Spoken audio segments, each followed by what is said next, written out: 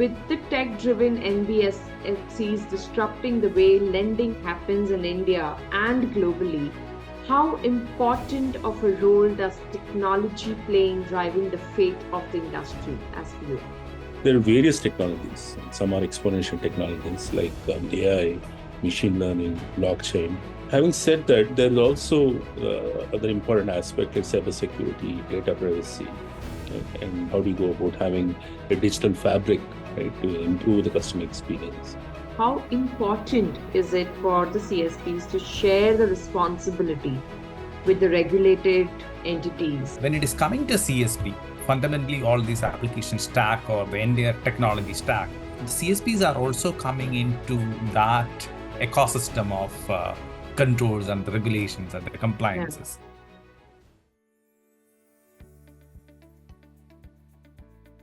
Hello, you're watching CIO News on our exclusive interview series with financial organizations of India on the topic of digital evolution of India's financial sector.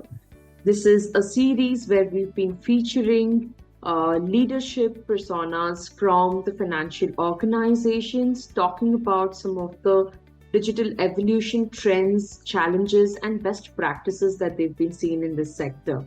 And for my today's episode, I'm very grateful to invite Mr. Bhagvan Kommadi, the Chief Information Officer at Capri Global Capital Limited. Mr. Bhagvan has more than 21 years of experience in working with various organizations.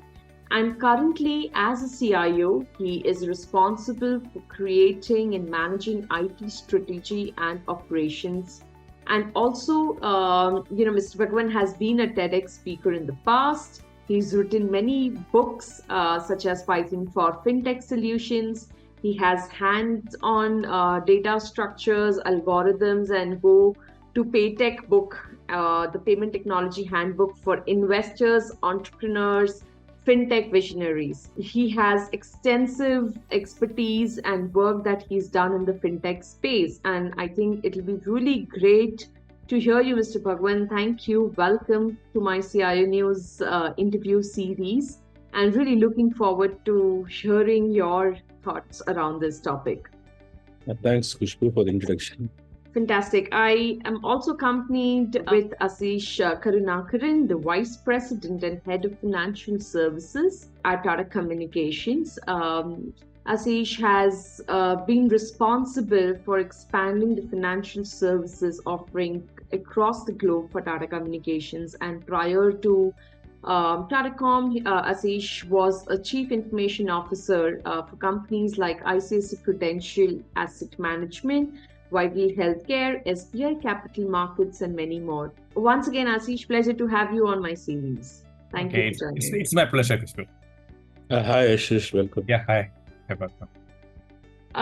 Great. So we're talking about the digital evolution of India's financial sector. This is the most hot topic in the sector, and we've seen so much happening, so much of evolution happening in this space. And I wanted to begin with, understanding from you, Mr. Bhagwan, you've been in this space for a very long time. With the tech-driven NBFCs disrupting the way lending happens in India and globally, how important of a role does technology play in driving the fate of the industry, as for you? No, that's a very great question and very relevant in the current context. But if you see the different technologies, right, they are trying to enhance the efficiency, the customer experience, and the regulatory compliance. And there are various technologies. Some are exponential technologies like AI, machine learning, blockchain, and latest, I think, quantum computing. And within AI, we have LLMs. Now, recently I was in US and they were talking about quantum LLMs. How do you go about merging quantum algorithms with LLMs? So adoption of AI and machine learning, especially in the context of NBFC in India, right? And if you look at like automated credit scoring, fraud detection, or personalizing customer interactions, right? All these solutions are helping out in terms of risk management, in terms of creating help, analyzing the loans or approving the loans or assessing the loans, right? And also analytics and big data. Right? And I think if you look at analytics traditionally, data analytics was focusing on structured data. So now we have data lakes where we can mix both structured, semi-structured, and unstructured. And you have big data analytics, and most of the data which comes in is basically understanding the customer behavior, right? Improving the credit assessment, offering targeted financial products, and also providing insights to improve the decision making, right? Especially in the case of NBFCs, right? And taking the right decision is very, very important, either for giving a loan or investing in a specific fund or a specific asset, right? Having said that, there is also other important aspect like cybersecurity, data privacy, right? And how do you go about having a digital fabric, right, to improve the customer experience? And very importantly, the financial inclusion. Right? And if you look at the cybersecurity and data privacy, nowadays data privacy is so important, and we have different platforms to ensure the customer's data is secure.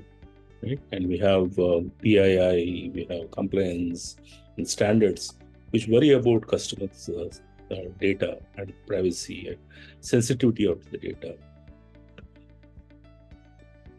So these are some of the technologies which are playing important role. And again, blockchain, right? Like RBI has created a new bank chain. There are many other blockchain implementations which are getting popular in terms of onboarding the customers, in terms of creating a decentralized ledgers, right? And there are payment platforms which are using blockchain. And of course, the other important aspect of digital assets and digital currency, that's also slowly getting popular.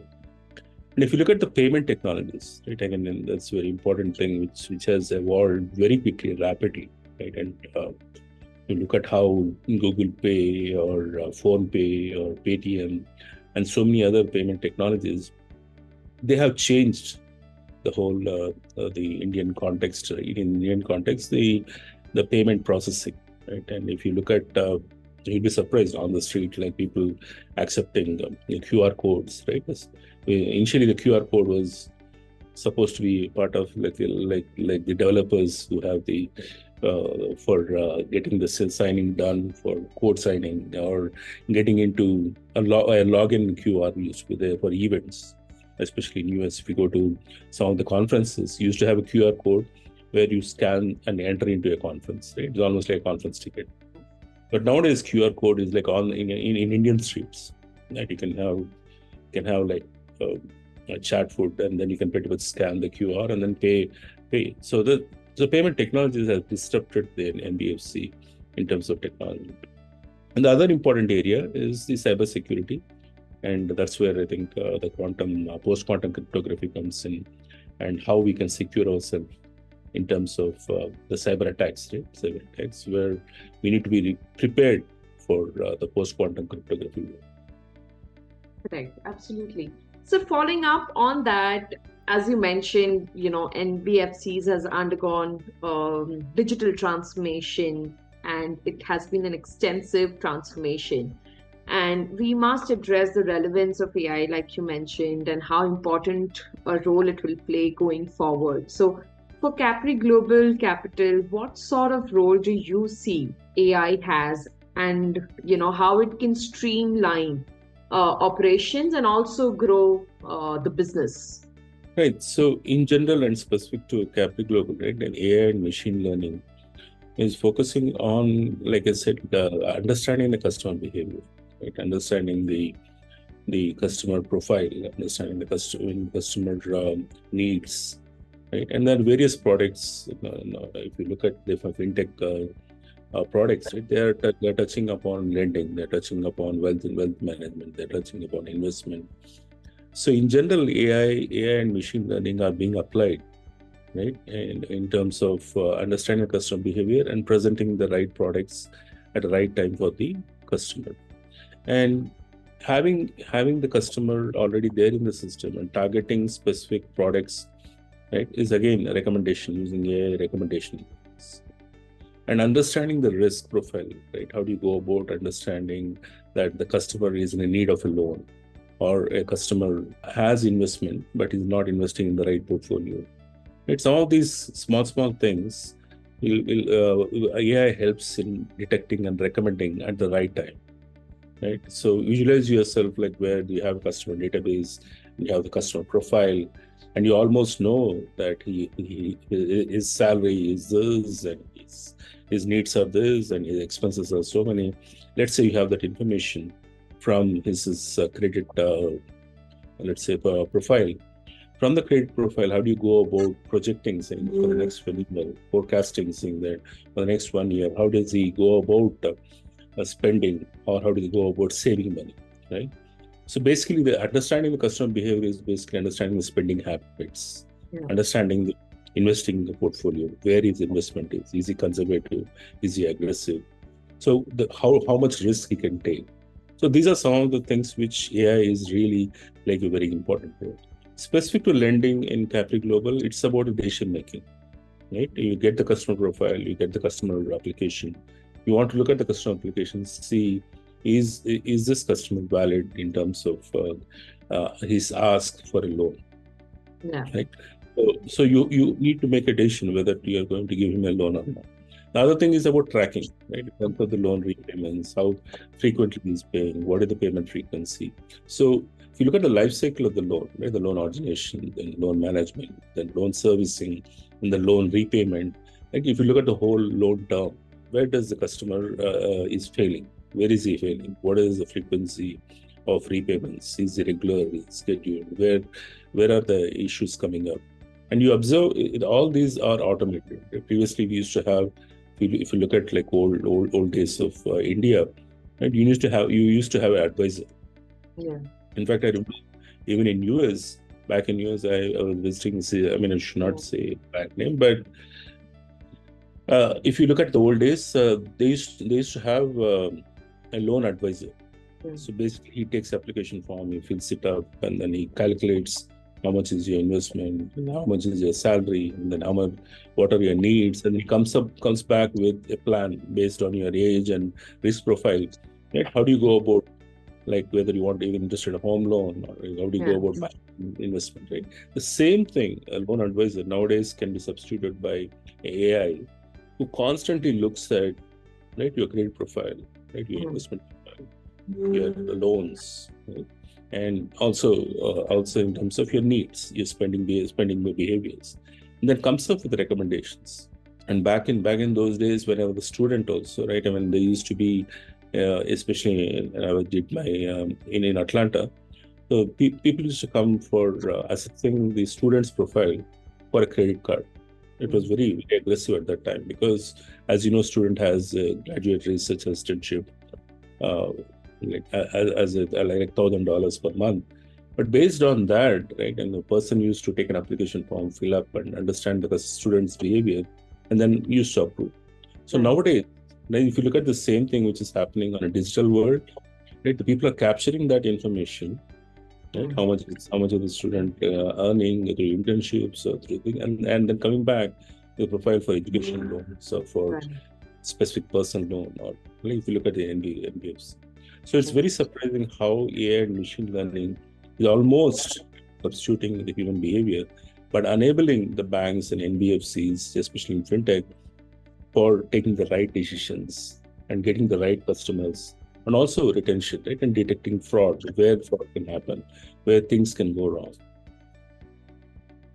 Correct. Fair. I think that absolutely makes sense in terms of the use case. And following to that, Asish, wanted to understand there's a lot of increased regulatory focus on the CSPs and the SEBI's latest mandate regarding the cloud adoption framework. How important is it for the CSPs to share the responsibility with the regulated entities, and your thoughts on all the inputs so far by Mr. Bhagwan?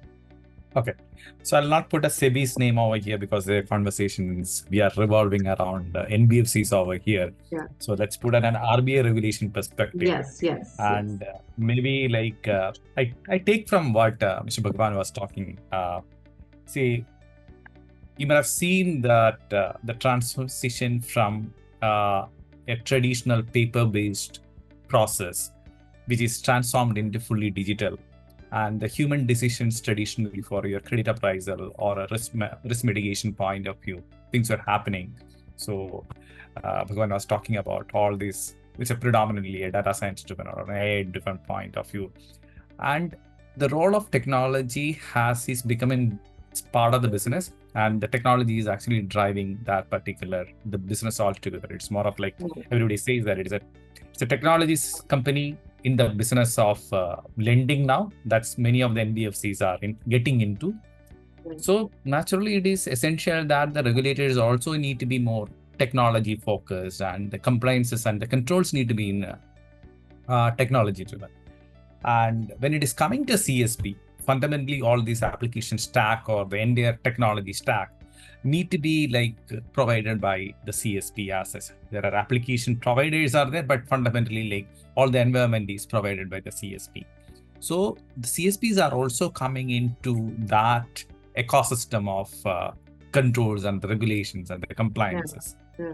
And when it is coming to a regulator, they are becoming more and more concerned about what the ecosystem provided by this particular CSP, because that provide the stability for the entire ecosystem. And so that way, there are continuous regulatory requirements. Earlier, it was at a very macro level, general principles was given. Nowadays, the way the regulators are coming is predominantly on prescriptive controls are mandated by the regulators on that. So the role of the CSP is to kind of see, because we are part of the entire value chain, and the CSP cannot stay away from, they say that, hey, this is not something I need to be concerned about. It is the business need to be concerned about. But I think that's something like we as a Tata Communication and all, we don't take into that particular approach. We say that we are integral part of the business. If the regulators are prescribing something, we operate in that particular ecosystem. We need to ensure that we need to align with what the regulators are talking about it. And that maturity is there for not only for CSP, and there are so many providers getting into that particular maturity level. And then only you are going to coexist with the entire ecosystem assets. And that's where your growth is going to happen. And that also enables the end organization to be more and more actually tech-enabled assets. Right. So that's my view on that. Right. Thank you. Thank you, Sisha, for sharing how Tata Com is helping in this space to all the NBFCs in their strategy of the transformation. And I think Mr. Bhagwan had very nicely put across what are some of the trends that are happening in the transformation area, including the AI. So a regulator did, and how Tata Com is helping really helps so far in the conversation. Mr. Bhagwan wanted to also understand there are more players entering, the market, leading to very digital experiences for their customers, and it's becoming very competitive. In this scenario, how important do you feel it is to be financially fit, and how crucial a role does optimizing technology infrastructure cost play a role in this regard, according to you? Yeah, it's a very good question, especially after what our infrastructure optimization, right? So one is having on-premise. Second, very importantly, is on the cloud, right? And also the third parties are the SaaS. There are many software as a service providers who are providing, right, the different applications. So having these three different options, right, and also balancing out in terms of compliance, cybersecurity, right, and also data security, looking at the latest compliance standards for PII, right, data sensitivity. So all these need to be managed, and also like some of these payment processing, right, will require like data security standards. Right? So it's very important to have everything certified right, especially when you have an e-commerce solution or a lending platform or solution on the cloud, right? So, like for example, PCI DSS is a standard certification. If at all, when you have an application and you're processing payments, right? That can be loan repayment, that can be an investment for an asset, right? In the fintech world, you have various use cases where payments come, or you integrate with the existing payment provider on the cloud. So all these touch upon, right, having a environment which is secure and having the infrastructure which is already certified, right? Let's say you want to have an IT audit done, right? Then you need to have the PCI DSS the standard implemented and adhered, right? Following the guidelines in terms of securing the data, in terms of encrypting the data, right? In terms of ensuring, right, nowadays is very important having consent of the customer, right? It's very, I mean, sometimes you see a small checkbox, right? Are you giving a consent to store the data, right? Or you giving the consent to using the data, right? And those small things, right? And nowadays, like if you look at the DPDP bill, which is already come and then it's in vogue nowadays. But if you look at some of these small things which we used to have, right? Consent for marketing, consent for reaching the consent for sending emails, sending SMS, sending calling, all these small things are now taken very seriously in terms of the data privacy and then customers' privacy, whether the person is giving consent or not, right? So those are also very important.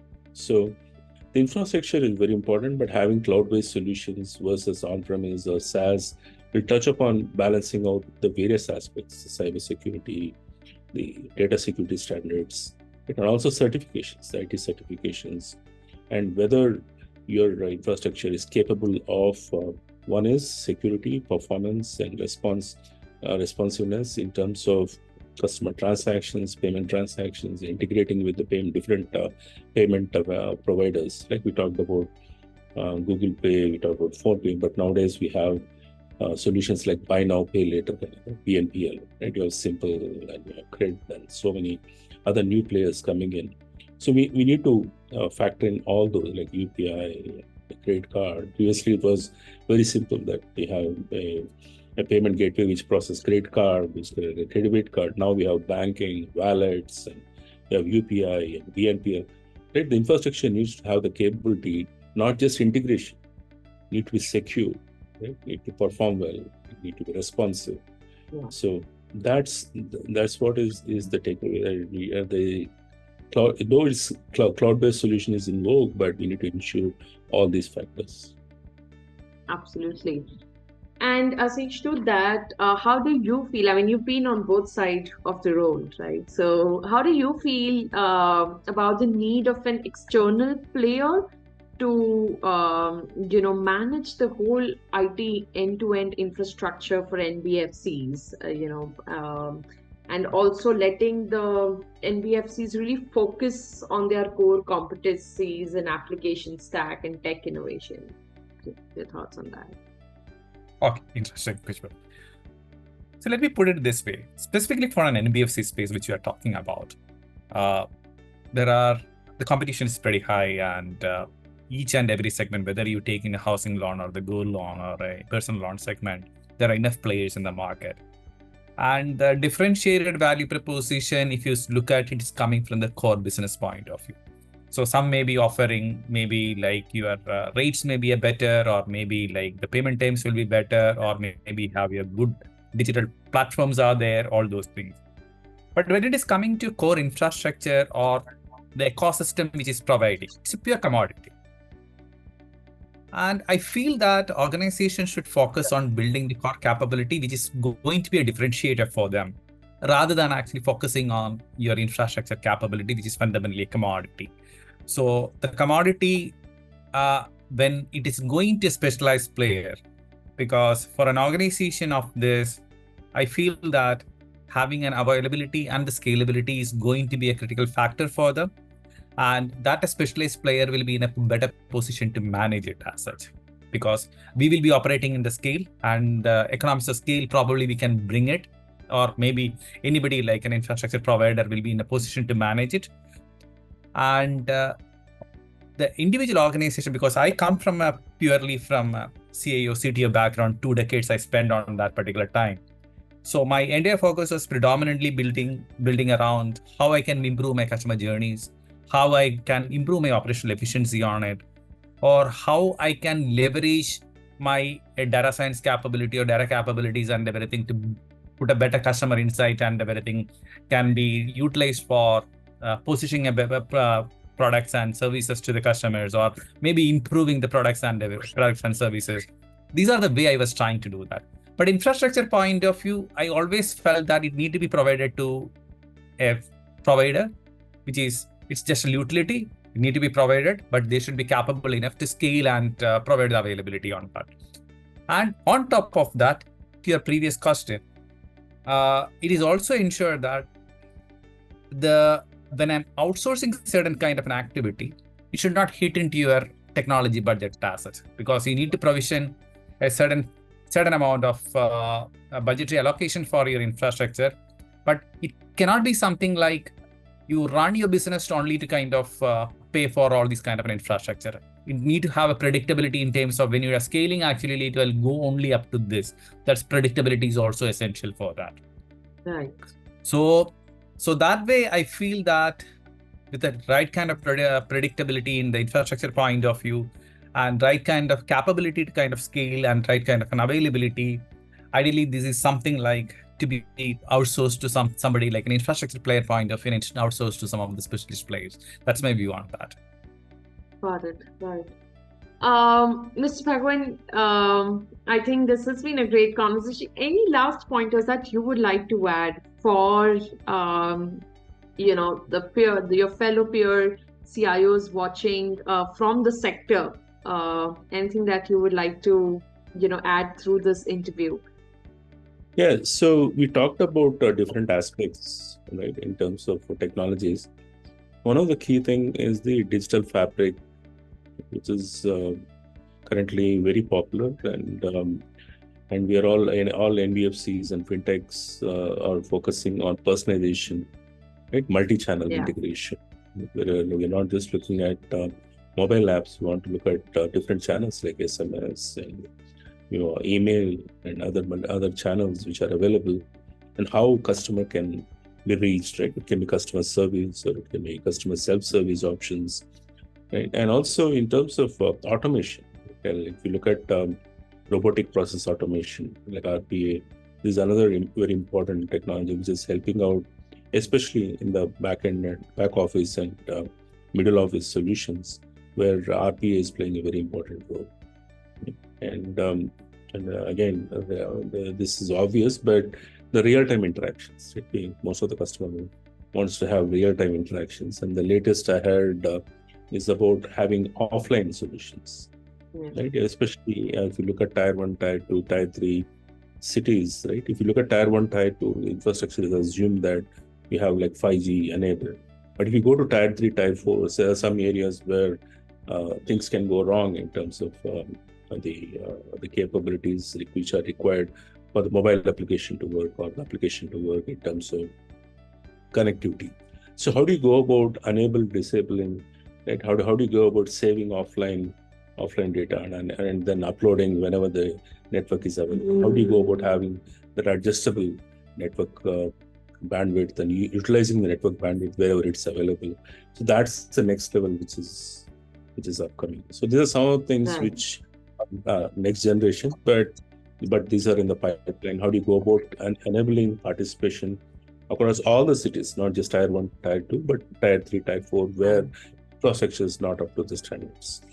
So these are some of the things which I wanted to share, and very importantly, the data-driven insights which we talked about, and the digital platform, and digital fabric, and then see a customer experience, and these are the things which I wanted to share for the NBFC or fintech folks.